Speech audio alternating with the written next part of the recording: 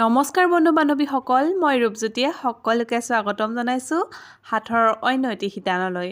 ভিডিঅ'টো আৰম্ভ কৰাৰ আগতে চেনেলটো যদি ছাবস্ক্ৰাইব কৰা নাই ছাবস্ক্ৰাইব কৰি ল'ব আৰু লগতে বেল আইকনটো বজাই দিবলৈ একেবাৰে নাপাহৰিব। আহকচোন এতিয়া আজিৰ হাতৰসমূহ আৰম্ভ কৰোঁ। প্ৰথম হাতৰটো হৈছে অ'ত গুম গুম তত গুম গুম মেঘে গুম গুম কৰে, ব্ৰহ্মপুত্ৰত জুই লাগিছে কোনে কুৱাকুই কৰে।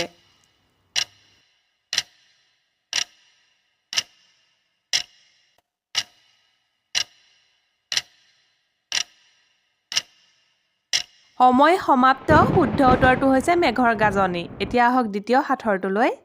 ঢপলা ঢপল পাত, তাত নাখাই ভাত, থপনা থপনি গুটি, তাক নাখাই উঠি।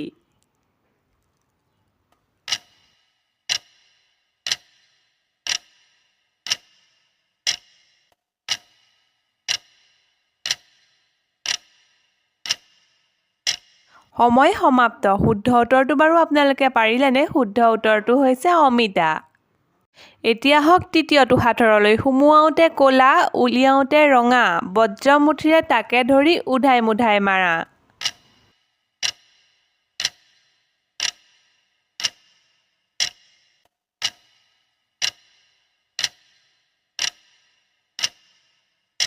সময় সমাপ্ত। শুদ্ধ উত্তৰটো হৈছে কমাৰ শাল।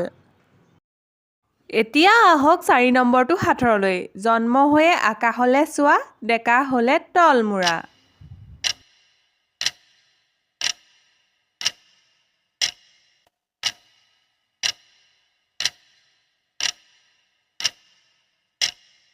শুদ্ধ উত্তৰটো বাৰু আপোনালোকে পাৰিলেনে? শুদ্ধ উত্তৰটো হৈছে বাঁহগছ।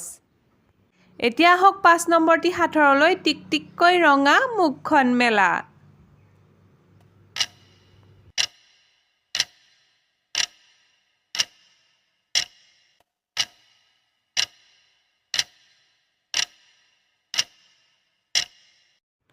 সময় সমাপ্ত। শুদ্ধ উত্তৰটো হৈছে ডাকঘৰৰ চিঠি ভৰোৱা বাকচটো। আপোনালোকে বাৰু পাৰিছিলেনে? এতিয়া আহক 6 নম্বৰটি সাঁথৰলৈ। বাটে বাটে গ'লোঁ, নোখোজাকে খালোঁ।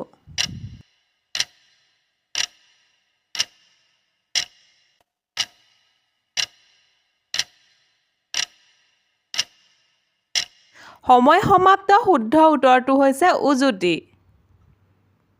এতিয়া আহক 7 নম্বৰটো সাঁথৰলৈ। মাটিৰ তলৰ বগা বুঢ়ী, কাপোৰ পিন্ধে কুৰি কুৰি।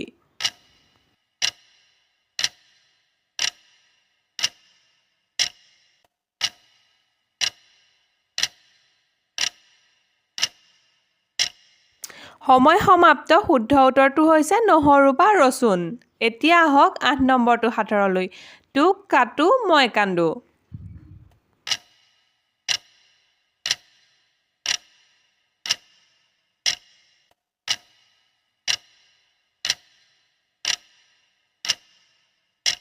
এইটো সকলোৱে পাৰে। শুদ্ধ উত্তৰটো হৈছে পিঁয়াজ। আপুনি বাৰু পাৰিছিলেনে? কমেণ্ট কৰিব।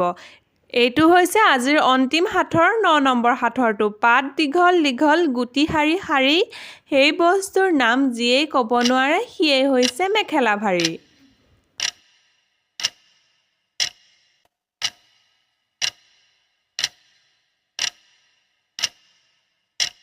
সময় সমাপ্ত হৈ গৈছে। শুদ্ধ উত্তৰটো হৈছে গোমধান বা মাকৈ।